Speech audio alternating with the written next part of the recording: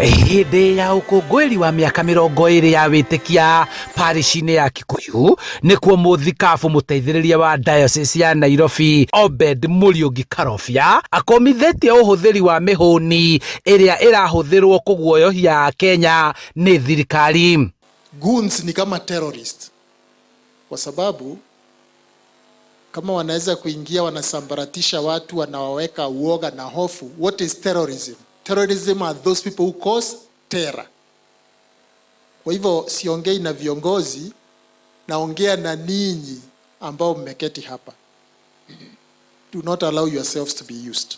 Kũringana na kanitha, thirikari ĩrahũthĩra mĩhũni ĩrĩa ĩrahuananio na wĩkinaĩ wa ũtoi, kuona wetĩkĩrio gũthiĩ na mbere, bũrũri no wĩkore hatĩka-inĩ ya ũtoi na ũhagũku wa ũgitĩri ũtangĩhota kũgirĩrĩka.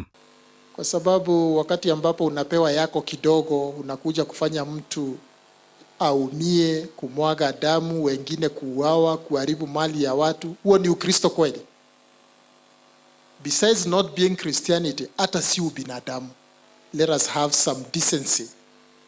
Kwa sababu najua hizi siku zinakuja, we might be seeing a lot of that, but that is not being civilized. Mwena-inĩ wake, gavana wa Kiambu Kimani Wamatangi akĩũria thirikari gũthikĩrĩria mbeũ nyinyi na kũhingia maũndũ marĩa marathing'ĩrĩrio mekwo, kuona no mahoteteke handũ ha kũmahingĩra matũ na kũmehũgũrĩra. A very big risk if we do not reinvent this generation, because wakati walitoa sauti yao kuuliza maswali ambayo tunafaa kujibu kama sisi viongozi ambao wamechaguliwa, wengi wao tuliwajibu na tear gas, na wengine tukawajibu na polisi na kukimbizwa na maji. That is not how, as a liberal democratic nation ambayo tunataka kwenda mbele, we should answer our young people.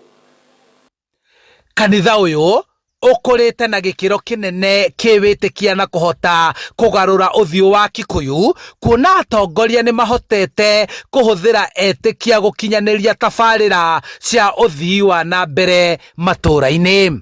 The story of our healthcare is now starting to take shape. We have completed the level 4 hospital here in Thogoto in Kikuyu. We have started to build our level 3 hospital here in Getaru, only that we have faced a lot of challenge because wale watu walikuwa wanaiba shamba hapo bado wanakimbia kotini.